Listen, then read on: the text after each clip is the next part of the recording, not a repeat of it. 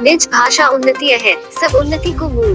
बिन निज भाषा ज्ञान के, मिटत न हिय को शूल। विविध कला शिक्षा अमित ज्ञान अनेक प्रकार, सब देखन से ले करहु भाषा माही प्रचार।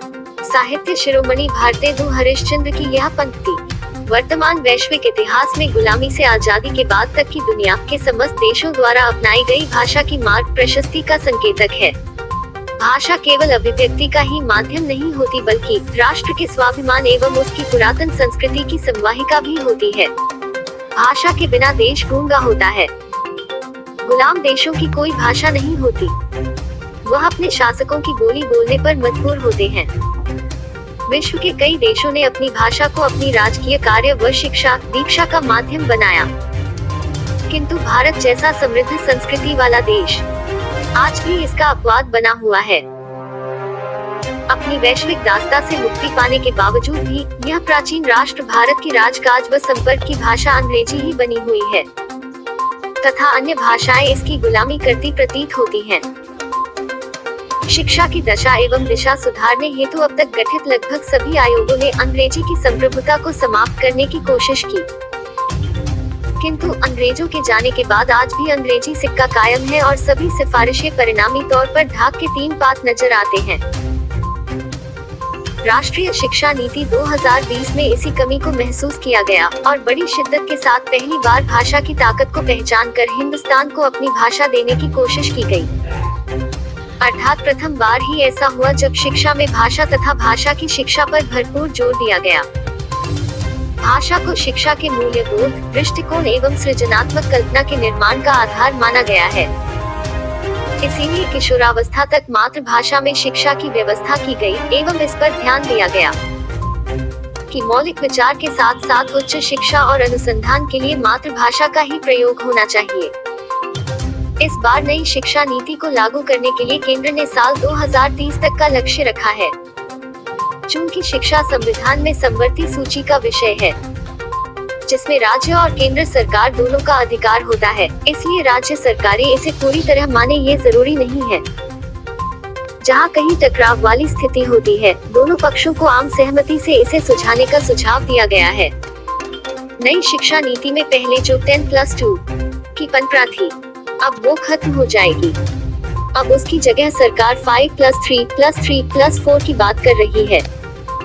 5+3+3+4 में 5 का मतलब है 3 साल प्री स्कूल के क्लास 1 और 2, उसके बाद के 3 का मतलब है क्लास 3, 4 और 5, उसके बाद के 3 का मतलब है क्लास 6, 7 और 8, और आखिर के 4 का मतलब है क्लास 9, 10, 11 और 12। यानी अब बच्चे 6 साल की जगह 3 साल की उम्र में फॉर्मल स्कूल में जाने लगेंगे। अब तक बच्चे 6 साल में पहली क्लास में जाते थे, तो नई शिक्षा नीति लागू होने पर भी 6 साल में बच्चा पहली क्लास में ही होगा, लेकिन पहले के 3 साल भी फॉर्मल एजुकेशन वाले ही होंगे। प्ले स्कूल के शुरुआती साल भी अब स्कूली शिक्षा में जुड़ेंगे।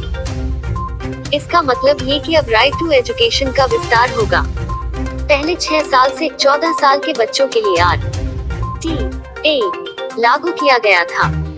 अब 3 साल से 18 साल के बच्चों के लिए इसे लागू किया गया है।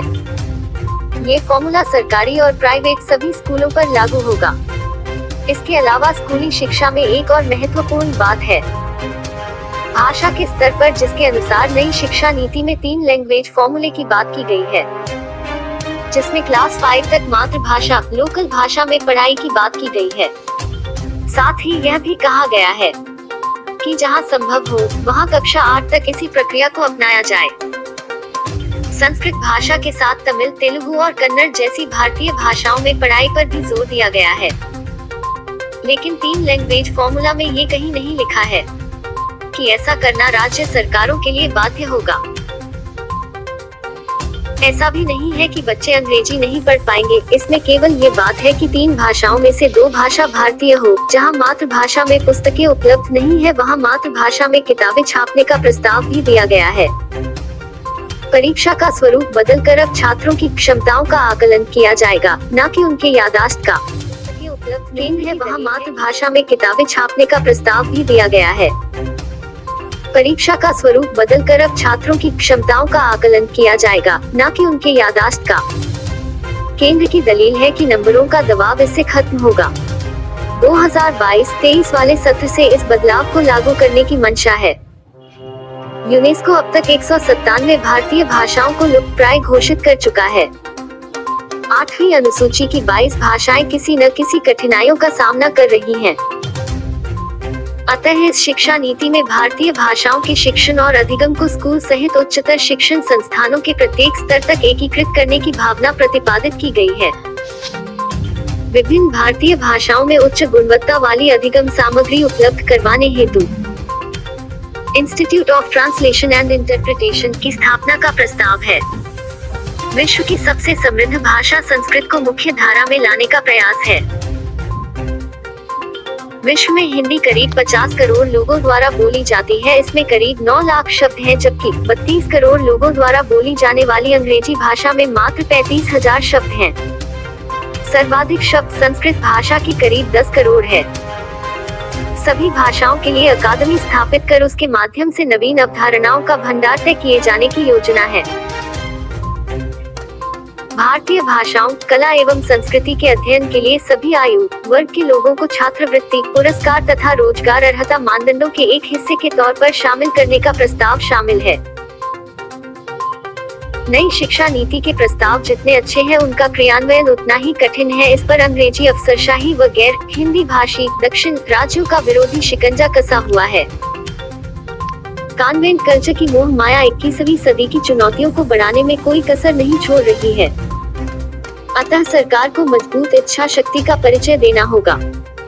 मानव संसाधन व शिक्षा मंत्रालय को आगे बढ़कर कार्य करना होगा, ताकि स्वतंत्रता, समानता और बंधुता के मूल्यों पर आधारित समावेशी समाज के निर्माण में श्रेष्ठ तरीके से अपना योगदान प्रस्तुत कर भारत को पुनः विश्व गुरु बनने के सपनों को साकार कर सके तथा इसकी खोई हुई गरिमा वापस प्रतिष्ठित हो सके। धन्यवाद। सरस्वती शिशु मंदिर, स्टेशन रोड, बाढ़।